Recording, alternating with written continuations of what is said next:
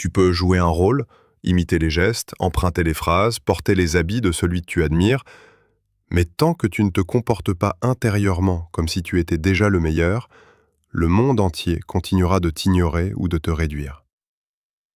La vérité, c'est que le regard des autres n'obéit pas à ce que tu dis de toi, mais à l'énergie psychologique que tu imposes sans parler. Et cette énergie ne se forge pas dans la chance, dans les diplômes ou dans les circonstances, mais dans une décision intérieure brutale, celle d'agir comme si tu étais déjà au sommet, même quand rien ne te le prouve. Ce script va t'obliger à affronter une chose que personne ne t'a enseignée. Si tu veux que le monde te traite comme un leader, tu dois te traiter toi-même comme tel, sans permission, sans preuve, sans approbation. Reste jusqu'au bout. Dans les profondeurs de ton cerveau, il existe un principe impitoyable. Tu finis par devenir ce que tu crois incarner. Le mental humain est structuré pour chercher des repères hiérarchiques, des signes de dominance ou de soumission, même à un niveau inconscient. Quand tu te présentes au monde avec hésitation, doute ou modestie excessive, tu actives chez les autres un réflexe ancestral, te classer plus bas, te tester ou t'ignorer. Le cerveau n'est pas éduqué pour respecter ceux qui ne s'imposent pas. Dans un monde saturé de comparaisons, d'images parfaites, de validation extérieure, très peu comprennent que le respect commence par un conditionnement intérieur. Le confort mental, la peur du jugement, les émotions en vrac sabotent ce processus dès le départ. Ce que tu tolères dans ta posture, dans ton langage, dans tes décisions, devient la norme de ton identité. Et cette norme finit par être acceptée ou écrasée. Tu n'as pas besoin qu'on t'élise pour commencer à incarner la place que tu vises. Ce monde fonctionne à l'envers. Il attend que tu sois reconnu pour te respecter. Mais la réalité psychologique est bien plus brutale. Tu seras reconnu seulement après avoir agi comme si tu l'étais déjà, et ce mensonge assumé est la clé. Le premier mécanisme que tu dois comprendre, c'est la puissance du rôle que tu décides d'endosser. Chaque jour, tu entres dans un théâtre invisible. Que tu le veuilles ou non, tu joues un rôle. Et ce rôle ne t'est pas imposé par les autres, mais par les convictions intérieures que tu refuses de remettre en question. Si tu décides inconsciemment d'être celui qui observe, qui doute, qui attend, alors ton comportement, ton énergie, ta posture, ton regard, tout en toi se mettra au service de ce rôle. Et les autres y répondront. C'est là que réside la tragédie psychologique de la plupart des gens. Ils croient qu'ils doivent attendre une validation pour commencer à s'affirmer, alors qu'en réalité, c'est l'affirmation précoce qui provoque la validation. Quand tu adoptes la posture du meilleur, pas par arrogance, mais par choix stratégique, tu imposes une réalité psychologique autour de toi. Tu imposes un statut. Tu ne demandes plus qu'on t'écoute, tu provoques l'écoute. Tu ne réclames plus l'attention, tu la captes sans la supplier. Ce rôle, il est d'abord intérieur. Il est dur à jouer, car tu n'as encore ni preuve ni résultat. Mais ceux qui construisent leur empire, leur autorité, leur légitimité, ne le font jamais en attendant. Ils jouent le rôle jusqu'à ce que la réalité s'y conforme. Ce rôle devient une seconde peau. Il exige une rigueur extrême, car tout faux pas est utilisé contre toi. Mais si tu tiens ce rôle avec cohérence, chaque geste, chaque mot, chaque silence devient une déclaration de pouvoir. Et le monde, inconsciemment, s'incline. Le deuxième mécanisme que tu dois intégrer, c'est le langage corporel silencieux qui dicte ton statut. Le corps parle avant ta bouche.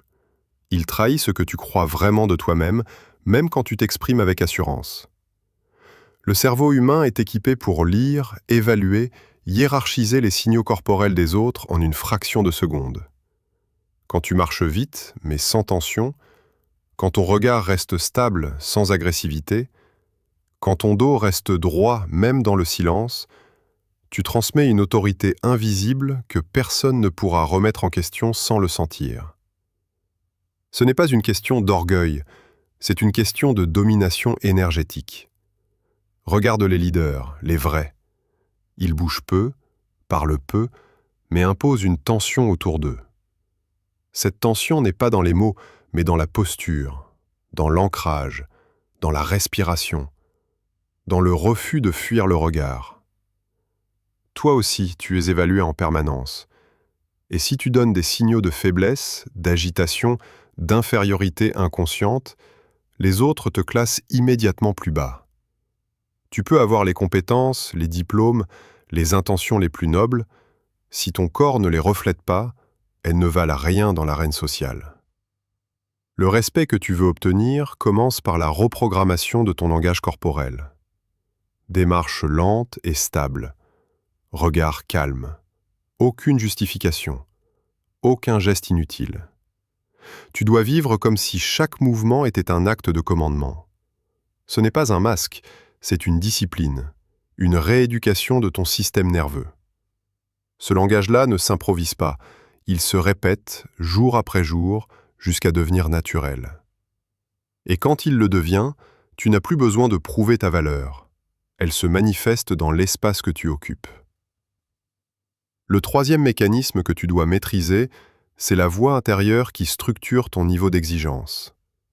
Ce que tu tolères dans ta pensée devient ce que tu toléreras dans ton action. Et ce que tu tolères dans ton action devient ce que le monde tolérera de toi. Si dans ta tête tu acceptes l'approximation, l'oubli, le retard, l'évitement, alors tu actives sans le savoir une autorisation silencieuse, celle d'échouer sans conséquence. La voix intérieure est le noyau de ton autorité personnelle. Elle décide si tu te lèves ou non, si tu termines ou abandonnes, si tu excuses ou si tu corriges. Et ce n'est pas une voix forte, c'est une voix froide, constante, lucide.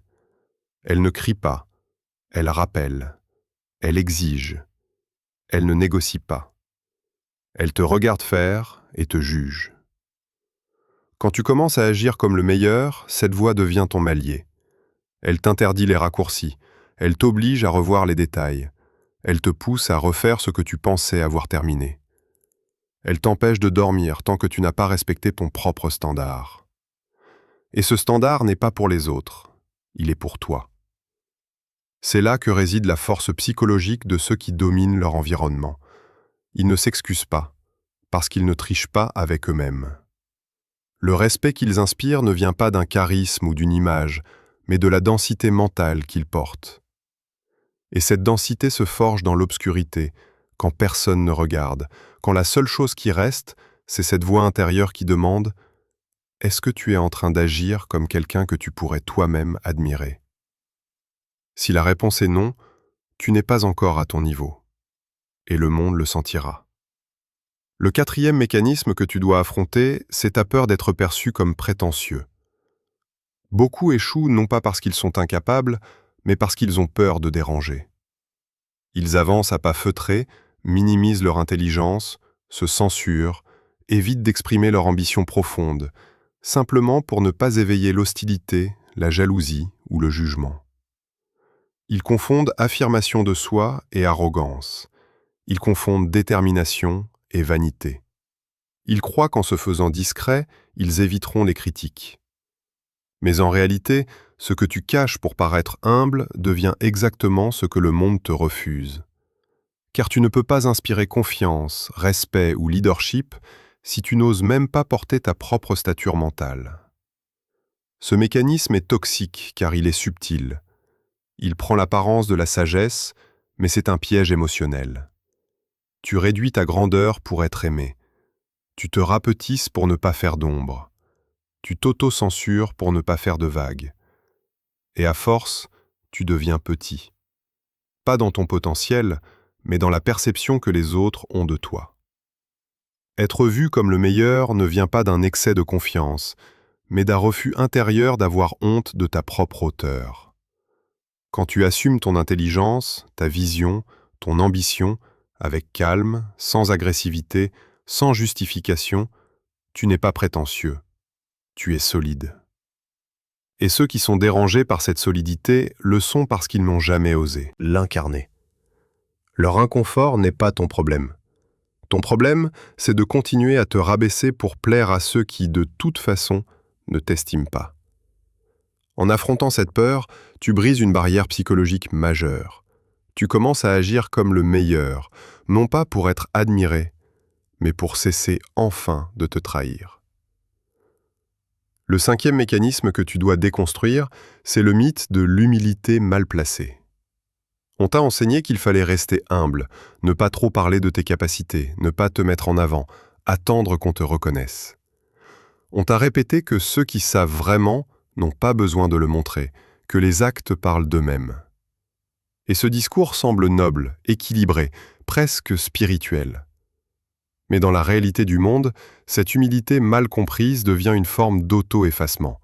Elle t'apprend à te cacher, à reculer, à attendre que quelqu'un d'autre te choisisse, à vivre dans l'arrière-plan. Ce mécanisme est l'un des plus destructeurs pour celui qui veut forger une autorité intérieure, car il te donne l'illusion de la vertu alors qu'il ne fait que nourrir ton invisibilité. L'humilité n'est pas de te taire quand tu peux apporter quelque chose. Elle n'est pas de minimiser ce que tu sais. Elle est dans la rigueur, dans l'exactitude, dans la capacité à ne jamais exagérer, mais à toujours assumer ce que tu es. Quand tu agis comme le meilleur, tu ne mens pas.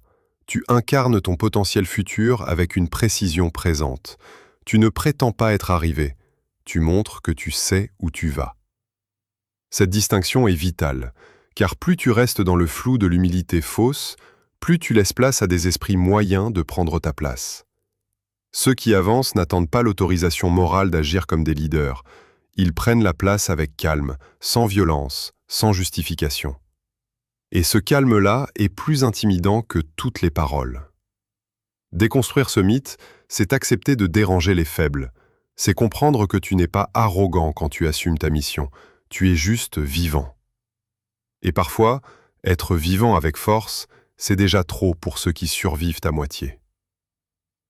Écris en commentaire « Je n'ai plus peur d'être vu comme grand » et abonne-toi.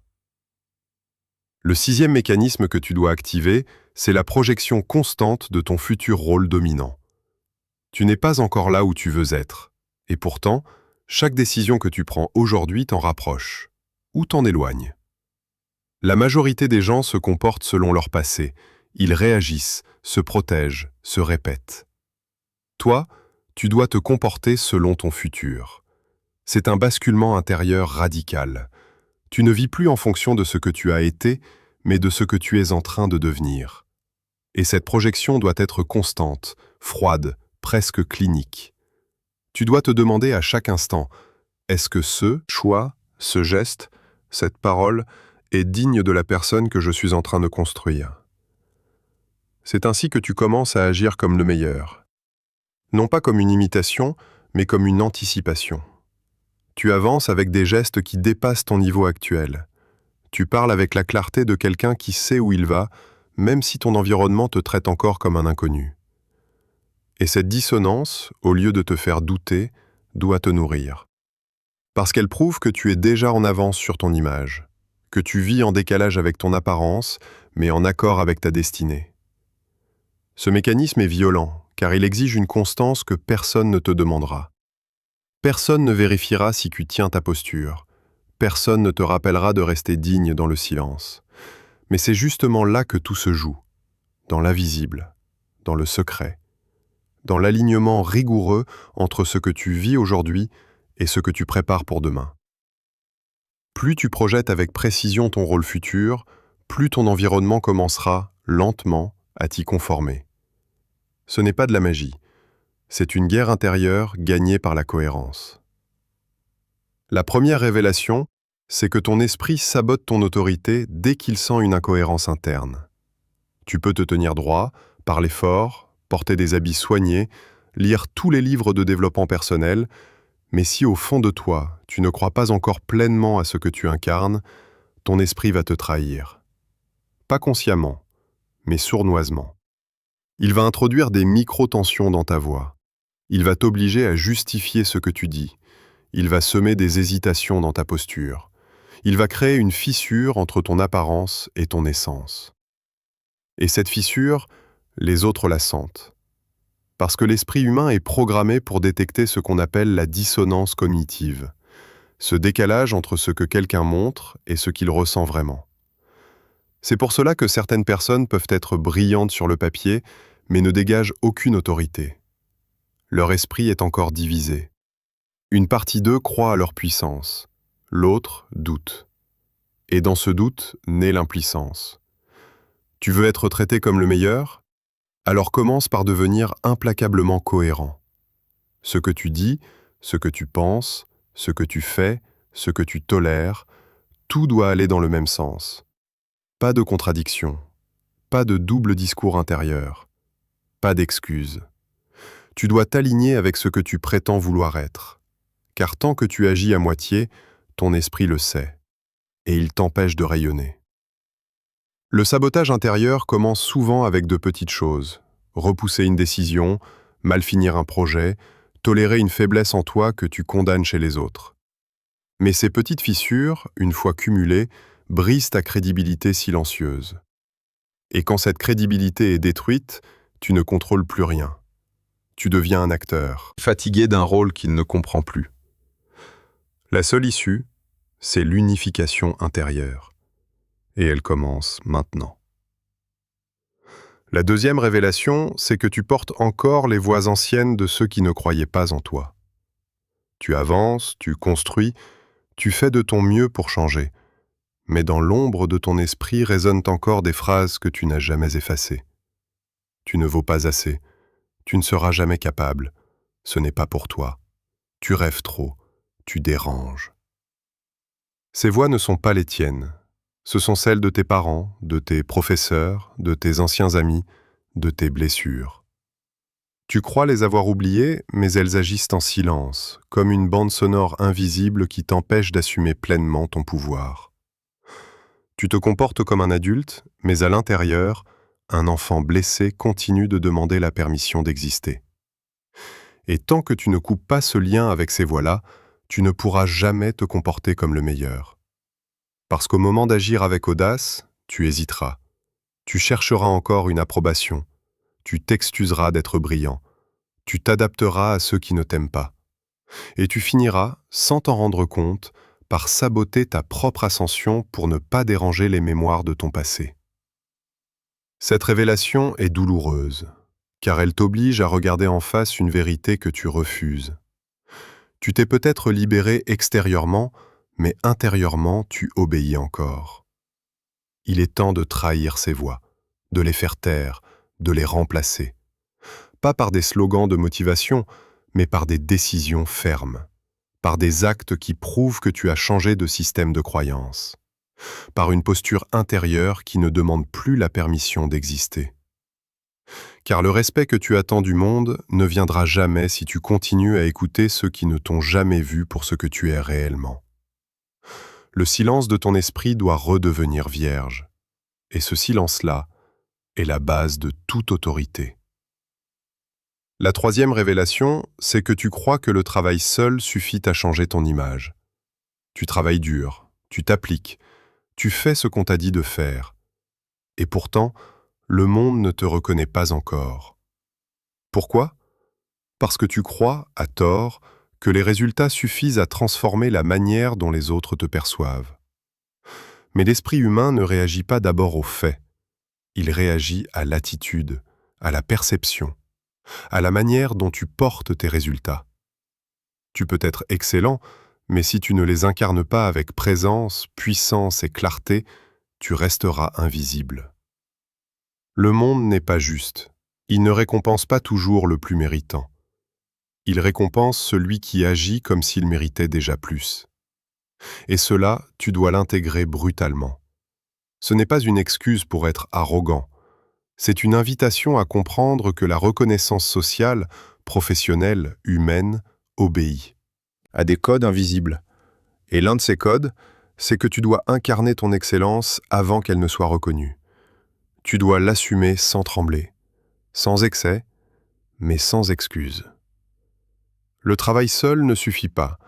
Il est nécessaire, mais pas suffisant. Ce qui transforme ton image, ce n'est pas ce que tu fais, c'est la manière dont tu l'assumes, dont tu l'annonces, dont tu l'habites. Tu veux qu'on te traite comme le meilleur? Alors arrête de laisser ton travail parler à ta place. C'est à toi de le porter, de le défendre, de l'incarner. Car si tu restes dans l'ombre, dans l'attente, dans l'espoir que quelqu'un te repère, tu vas vieillir dans le silence, et ton œuvre disparaîtra avec toi. Ce que tu fais est peut-être exceptionnel, mais si tu n'oses pas le revendiquer avec fermeté, personne ne le saura. Et ce que personne ne sait, personne ne respecte. La quatrième révélation, c'est que tu surévalues la validation des autres et tu sous-estimes l'impact du silence. Tu penses peut-être qu'agir comme le meilleur, c'est recevoir plus d'applaudissements, plus de compliments, plus de reconnaissance publique. Tu cherches des signes extérieurs qui confirment ton importance, ton autorité, ta valeur. Mais ce besoin de validation est une chaîne invisible. Il t'oblige à ajuster ton comportement selon les réactions des autres. Il te rend dépendant de regards, de likes, de réponses, d'échos. Et cette dépendance te rend faible. Car ceux qui dominent vraiment n'attendent pas qu'on les approuve. Ils avancent dans le silence. Ils savent que les premiers signes de transformation réelle ne font pas de bruit. Tu veux savoir si tu commences à devenir dangereux? Regarde le vide autour de toi, le malaise, les silences prolongés, les regards qui évitent, les changements d'attitude subtils. Ce n'est pas de l'indifférence, c'est de l'instinct. Les gens sentent que tu n'es plus manipulable, que tu ne demandes plus leur accord, que tu n'as plus besoin d'eux pour savoir qui tu es. Et cette autonomie-là est la chose la plus intimidante qui soit. Tu dois cesser d'attendre que les autres valident ton changement, car la validation véritable ne vient pas de l'extérieur. Elle vient de la paix intérieure que tu ressens quand tu sais que tu es devenu cohérent, stable, imperturbable. Quand ton silence parle plus fort que tes mots, quand ta simple présence crée une tension dans la pièce. Pas parce que tu impressionnes, mais parce que tu n'as plus besoin d'impressionner. Si tu veux être traité comme le meilleur, arrête de chercher des applaudissements. Cherche l'alignement. Et accepte que le vrai respect se construit dans l'ombre, dans le doute des autres, dans leur silence troublé. C'est dans ce silence que ton autorité se forge. Et quand elle est prête, elle n'a plus besoin de bruit pour exister. La cinquième révélation, c'est que tu refuses de voir à quel point ton identité est un déguisement que tu peux changer. Tu crois peut-être que tu es ainsi, que ta personnalité est figée, que ton tempérament te définit. Tu dis « je suis comme ça, je ne suis pas ce genre de personne, je ne me vois pas faire ça ». Mais toutes ces affirmations ne sont que des vêtements mentaux que tu as appris à porter. Ton identité n'est pas une vérité, c'est une construction, un masque. Une routine de pensée à laquelle tu t'es habitué. Et tant que tu refuses de le voir, tu restes prisonnier de toi-même.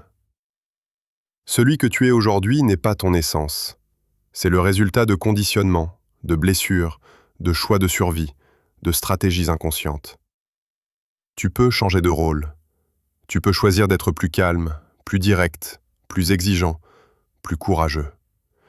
Tu peux construire un nouveau personnage, non pas pour tricher, mais pour révéler ce que tu as toujours été sans oser l'assumer. Mais cela demande un sacrifice, celui de ta version actuelle. Tant que tu continues à protéger ton personnage d'hier, tu empêches l'émergence de ton personnage de demain. Agir comme le meilleur, c'est justement cela. Endosser un rôle plus grand que toi, jusqu'à ce qu'il devienne toi.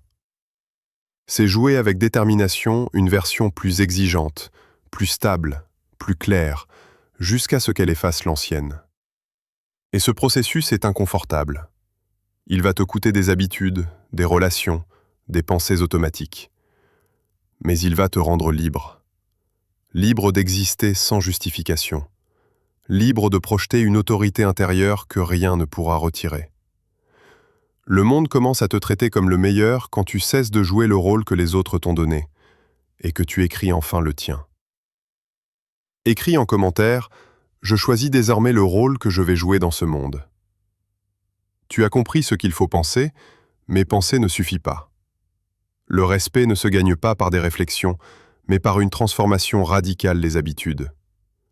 Si tu veux que ton aura change, que ton regard impose le silence, que ta simple présence commande l'espace, alors tu dois t'engager dans des pratiques mentales rigoureuses, quotidienne, presque militaire.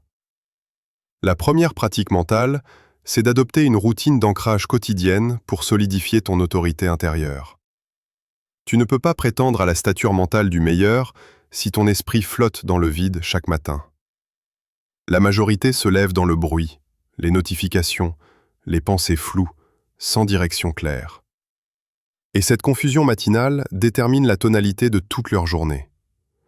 Si tu veux bâtir une autorité intérieure réelle, tu dois commencer chaque jour avec un rituel d'ancrage psychologique. Pas un simple automatisme, mais une discipline choisie. Cela peut être le silence. Cela peut être une phrase que tu répètes, une posture que tu tiens, une décision que tu affirmes à voix basse. Tu entres dans le monde comme un soldat entre dans un territoire hostile, avec calme, fermeté et vigilance. Ton ancrage, c'est ce moment où tu redeviens souverain sur ton esprit. Tu arrêtes les bavardages mentaux. Tu récupères ton territoire intérieur. Tu rappelles à ton cerveau qui commande ici. Sans cela, tu redeviens esclave du bruit extérieur.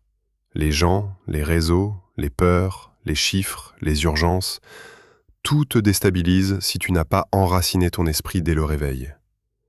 C'est cette pratique qui crée une densité invisible autour de toi.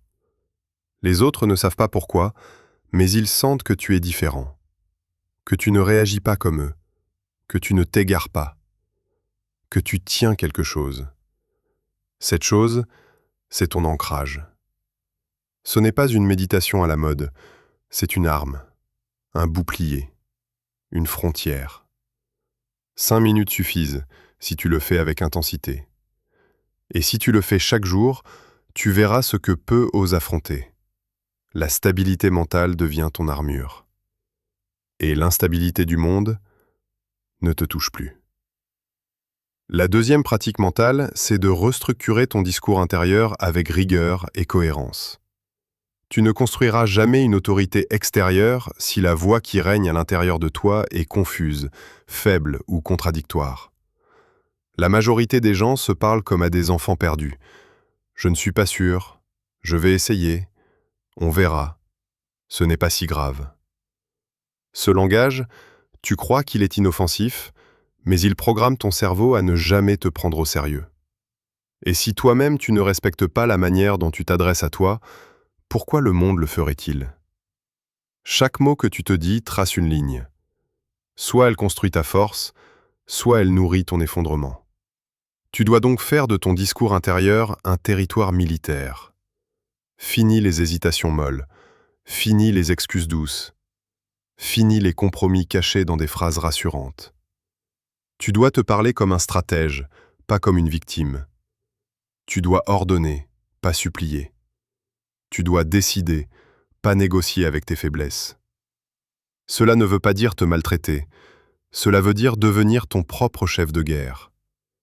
Et cette rigueur commence par le choix des mots.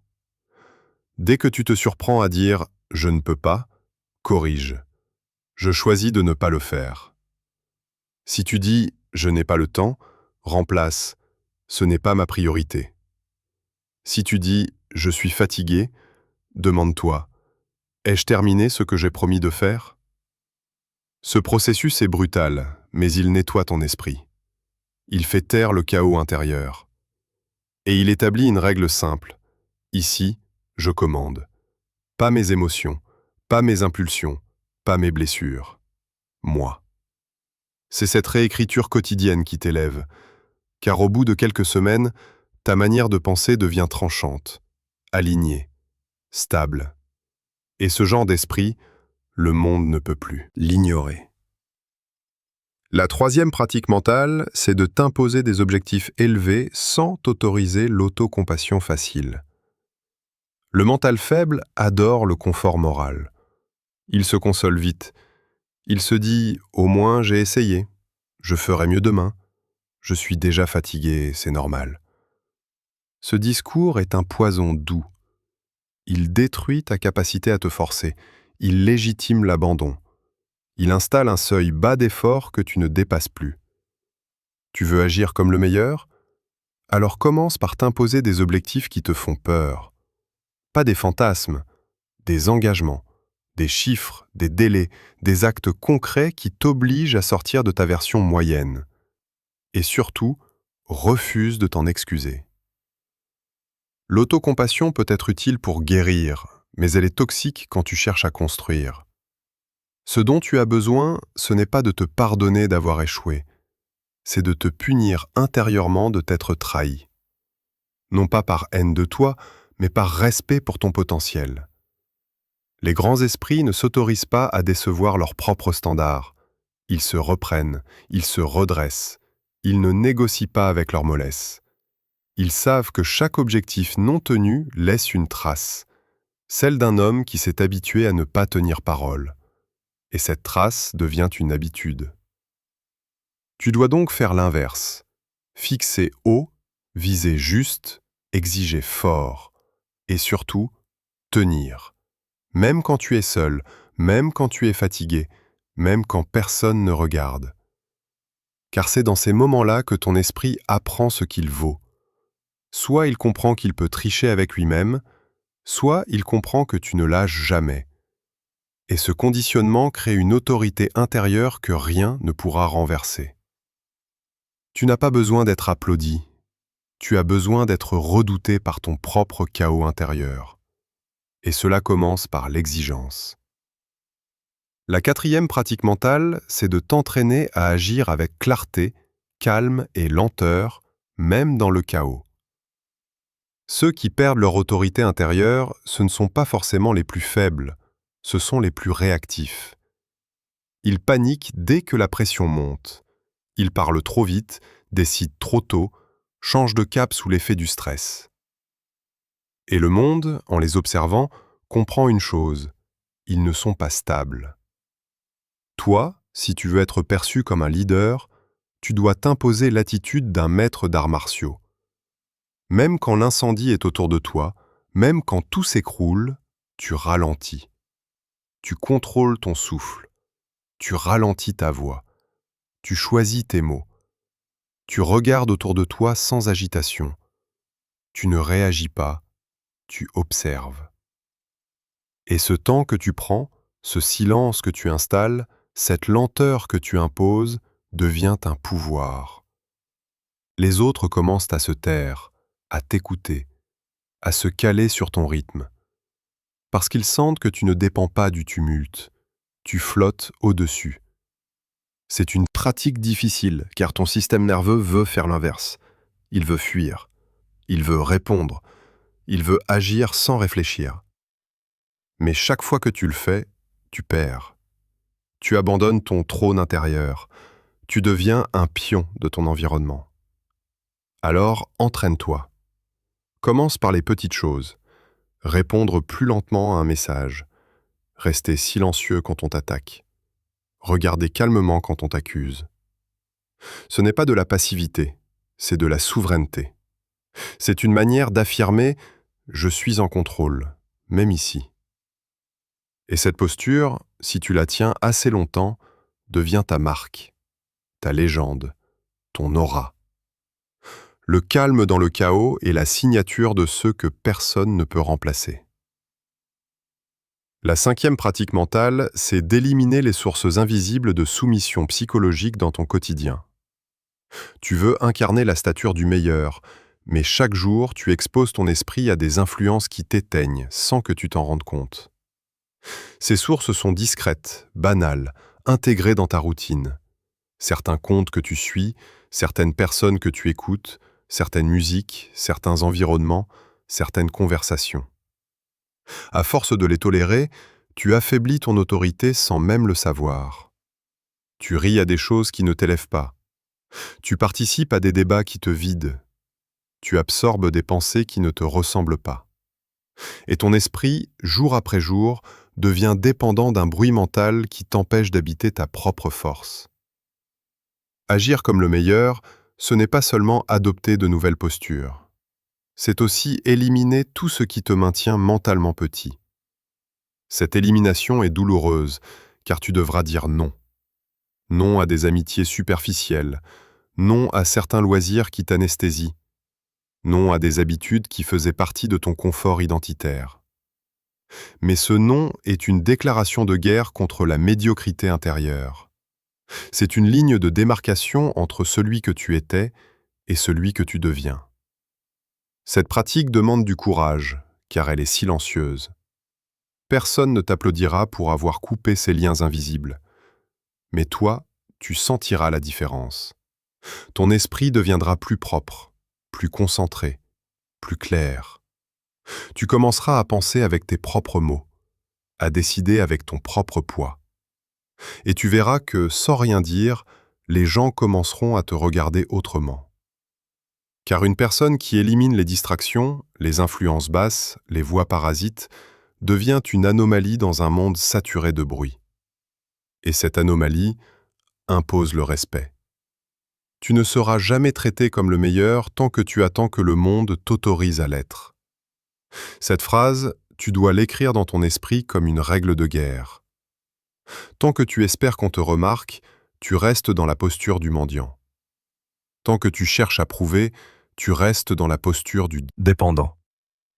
Tant que tu veux convaincre, tu restes dans la posture de l'invisible. La vérité que tu fuis, c'est celle-ci. C'est en agissant comme si tu étais déjà celui que tu vises que le monde commence, lentement, à s'aligner avec ton image. Pas l'inverse.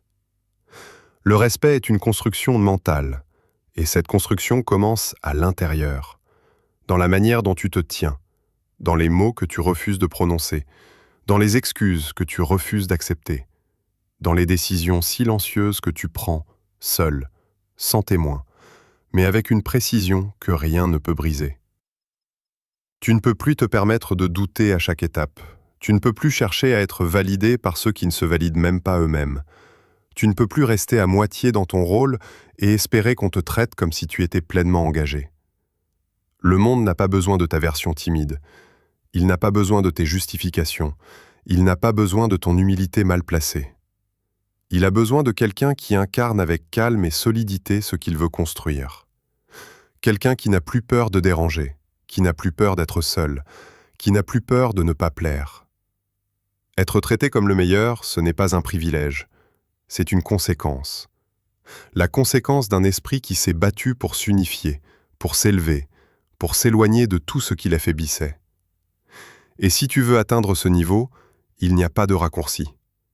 Tu devras être celui qui ne fléchit pas quand les autres cèdent, celui qui continue quand plus personne ne te regarde, celui qui agit avec la même intensité, qu'il soit vu ou ignoré. Et cette cohérence-là finit toujours par briser les murs. Le monde obéit à celui qui ne change pas d'énergie selon la météo sociale. Il teste d'abord, il te méprise, il te moque, il t'ignore. Et puis un jour, sans prévenir, il s'incline.